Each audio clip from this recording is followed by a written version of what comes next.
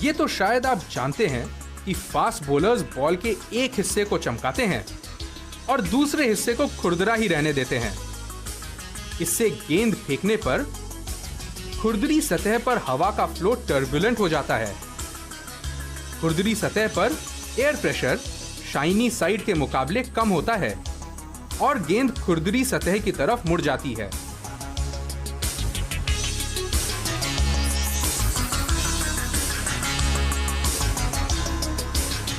मगर आजकल तो फास्ट बॉलर्स रिवर्स स्विंग भी करने लगे हैं।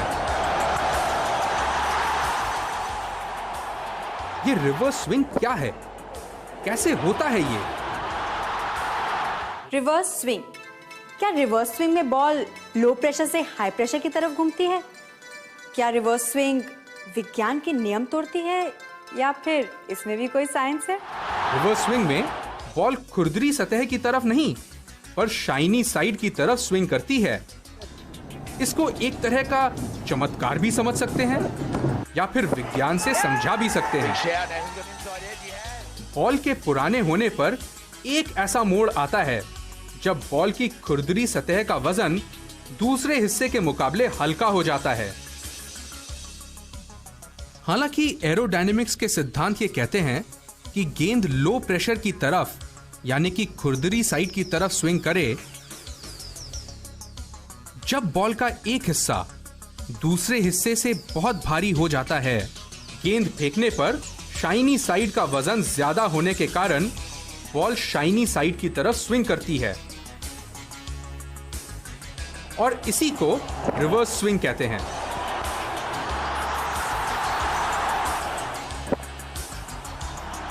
इंडियन सबकॉन्टिनेंट की विकेट्स पर बॉल जल्दी पुरानी होती है, इसीलिए यहां पर रिवर्स स्विंग ज्यादा देखने को मिलता है।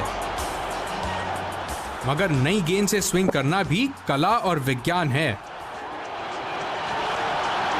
नई गेंद में दोनों हिस्से चमकते हैं और इसलिए बॉल को सीधे फेंकने से बॉल किसी भी तरफ स्विंग नहीं करेगी। गेंदबाज बॉल को स्विंग कराने के लिए एक तरफ प्रेशर घटा देते हैं। बहुत साधारण तरीका है।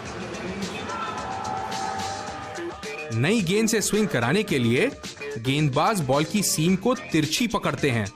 बॉल के एक तरफ हवा का फ्लो सीम से टकराकर टर्बुलेंट हो जाता है, दूसरी तरफ हवा का फ्लो स्मूथ होता है।